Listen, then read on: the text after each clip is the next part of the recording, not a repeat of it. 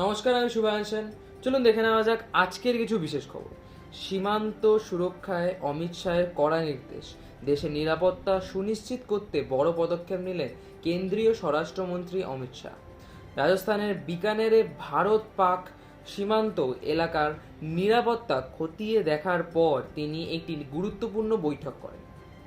তিনি স্পষ্ট করে দিয়েছেন যে দেশের সীমান্ত থেকে 15 কিলোমিটারের মধ্যে গড়ে ওঠা সমস্ত বেআইনি নির্মাণ অবিলম্বে ভেঙে ফেলতে হবে।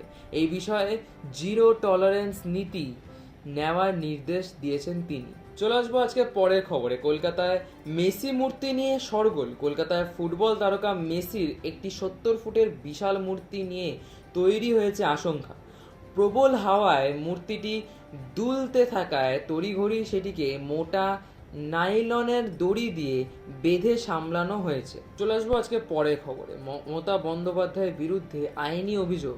সনাতন ধর্ম নিয়ে বিতর্কিত মন্তব্যের জেরে বিপাকে পশ্চিমবঙ্গের প্রাক্তন মুখ্যমন্ত্রী মমতা বন্দ্যোপাধ্যায়। শিলিগুড়ির সাইবার থানায় রিঙ্কি চ্যাটার্জি নামে এক আইনজীবী তার বিরুদ্ধে লিখিত অভিযোগ দায়ের করেছেন।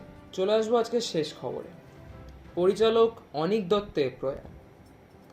বিনোদন জগতে শোকের ছায়া। প্রয়াত হলেন বিশিষ্ট বাঙালি চলচ্চিত্র পরিচালক অনীক দত্ত। কলকাতার ঢাকুরিয়ার কাছে নিজের আবাসনের ছাদ থেকে পড়ে গিয়ে গুরুতর জখম হন 66 বছর বয়সী এই পরিচালক। হাসপাতালে নিয়ে যাওয়ার হলে চিকিৎসকেরা তাকে মৃত বলে ঘোষণা করেন।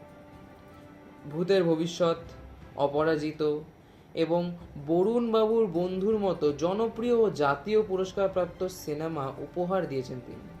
তার আকস্মিক মৃত্যুতে শোকস্তব্ধ টলিপাড়া। ধন্যবাদ আজকের জন্য এতটাই। ভালো থাকবেন, সুস্থ থাকবেন। Stay tune with Swan news.